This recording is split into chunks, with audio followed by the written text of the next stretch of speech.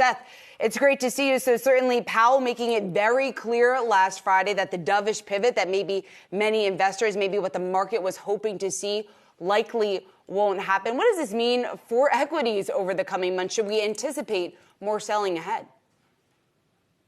Yeah, I mean, it was a no-choice move, right? I mean, he quasi-pivoted maybe a little bit earlier than he should have.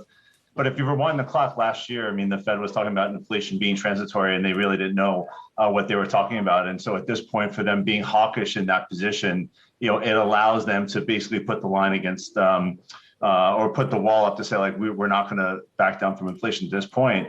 Most risk assets didn't move, right? So yeah, the markets gave back, the stock market gave back some of the summer rally, but we're still 10+% off the lows. But if you look at the bond market and you look at the spreads between 2-year yields and 10-year yields, I mean, most of those movements last Friday were fairly benign, and even today the same. And so whether there's more future selling in the markets to come, we'll see. I think it's going to depend a bit more on the jobs data, future commodity price moves, and so forth. And so let's take it for where it is. But let's also just remember that if you go back to 1982, the markets rallied dramatically before Volcker, took the foot off the pedal against inflation. So there's reason for some optimism ahead. Seth, we're hearing a lot about a number of 3,600 as a new low. Do you think we'll retest those early to mid-June lows? It's not an abnormal thing for the market to retest lows. It has that sort of healthy backdrop to see where there are buyers and sellers. We are going into some of those seasonally choppier months of the year, but there are no rules. I mean, we don't have to retest. It's obviously not lost on any of us how negative the sentiment is at the moment. And we'll have economic data over the next couple of weeks that'll give some tea leaves for where the Fed will be, not just at the September meeting, but really when you look at the rest of the meetings throughout the year. So, should our expectations be a retest? Sure. But if we're pleasantly surprised by that, then that would be a great outcome. So, Seth, do you think the markets are correctly pricing in the risks right now, given what they saw from the Fed?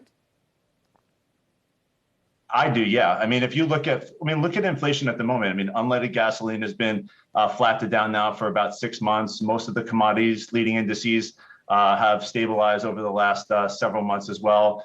You've seen a lot of the inflationary data, whether it be at the PCE level or CPI, have all normalized and have stagnated month over month. I mean, the markets are appropriately discounting the idea that the Fed is likely going to actually be behind the curve on its rate increases.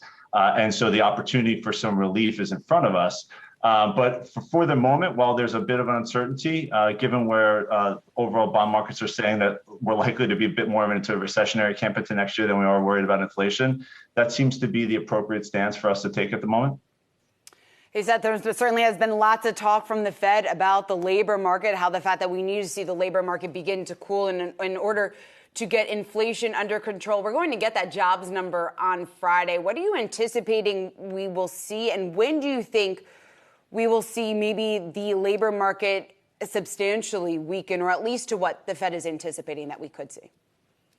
Yeah, I would actually argue that people are fixated on this in somewhat of an incorrect way. We have had very high levels of employment or low levels of unemployment, and yet have had low inflation in the past. And so this have to break the labor market in order to achieve their goals dynamic is not necessarily a certainty. I mean, I understand why the Fed chair is conditioning people for that, and that's a smart way to set expectations.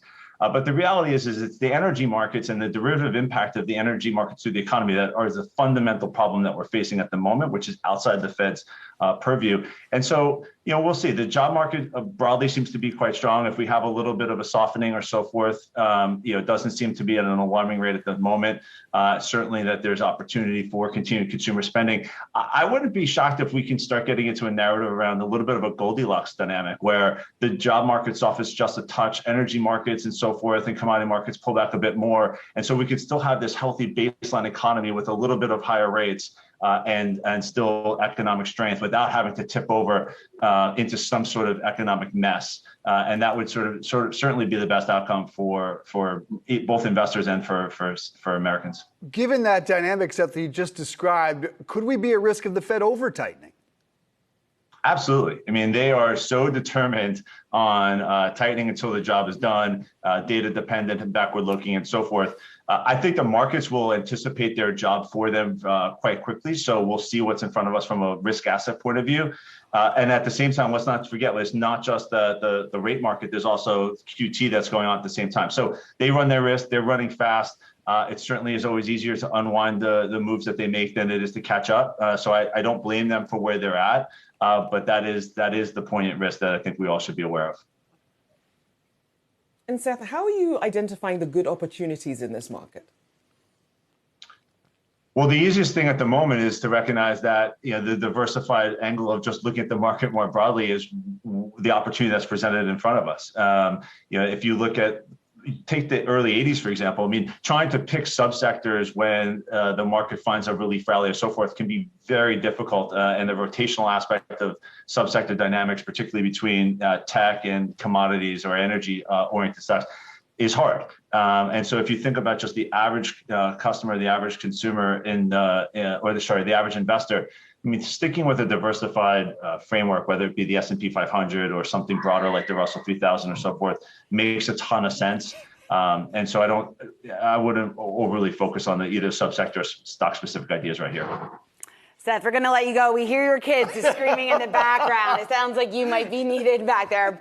Both you and I and Rochelle too, are very accustomed to what that's like working from home. Seth, thanks so much for joining us. We really appreciate it.